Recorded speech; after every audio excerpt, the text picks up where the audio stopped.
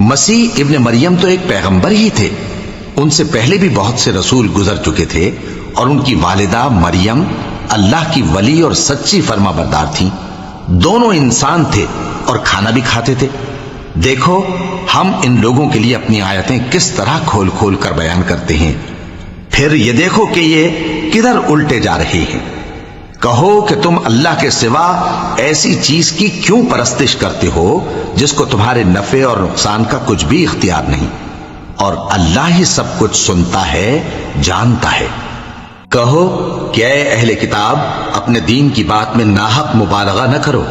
اور ایسے لوگوں کی خواہشوں کے پیچھے نہ چلو جو خود بھی پہلے گمراہ ہوئے اور اکثروں کو بھی گمراہ کر گئے اور سیدھے رستے سے بھٹک گئے۔ جو لوگ بنی اسرائیل میں کافر ہوئے ان پر داؤد اور عیسیٰ ابن مریم کی زبان سے لعنت کی گئی، یہ اس لیے کہ نافرمانی کرتے تھے اور حد سے تجاوز کیے جاتے تھے، اور برے کاموں سے جو وہ کرتے تھے ایک دوسرے کو روکتے نہیں تھے، بلا شبہ وہ برا کرتے تھے۔ تم ان میں سے بہتوں کو دیکھو گے کہ کافروں سے دوستی رکھتے ہیں، انہوں نے جو کچھ آگے بھیجا ہے برا ہے، وہ یہ کہ اللہ ان سے ناخوش ہوا اور وہ ہمیشہ عذاب میں مبتلا رہیں گے۔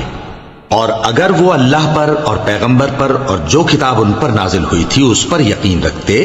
تو ان لوگوں کو دوست نہ بناتے، لیکن ان میں اکثر بد کردار ہیں۔ اے پیغمبر،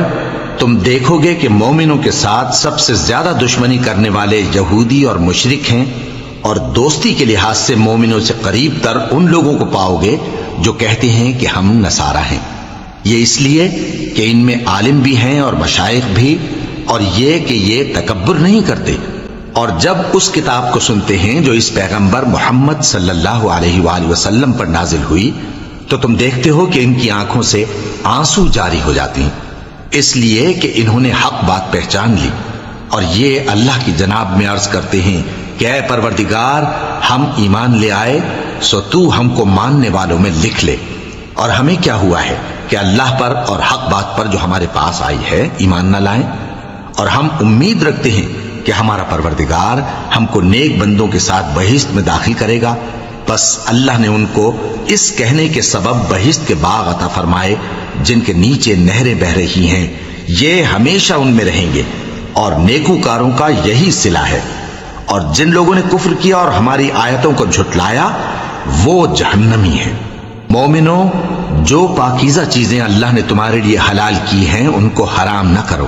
اور حد سے نہ بڑھو کہ اللہ حد سے بڑھنے والوں کو دوست نہیں رکھتا۔